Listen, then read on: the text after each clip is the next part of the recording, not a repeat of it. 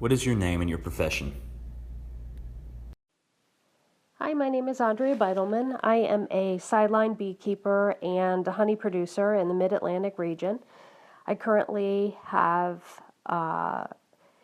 beehives on 8 different properties, and those apiaries are specifically for organic crop pollination, everything from berries to apples to pumpkins.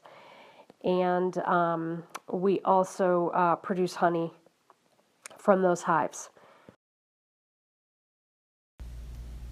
In what ways have your hives been affected?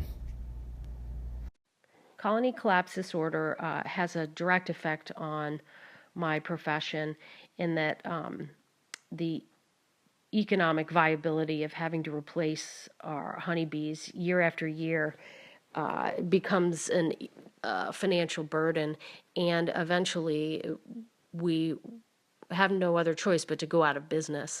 And we've seen that over the past decade with some of the major commercial beekeepers, and that they just can't afford to keep replacing. And so then they're not meeting pollination needs of crops throughout the nation. And this then becomes an issue for our food supply. Are you involved with any clubs or organizations that help create awareness, or do you participate in activities within a beekeepers association?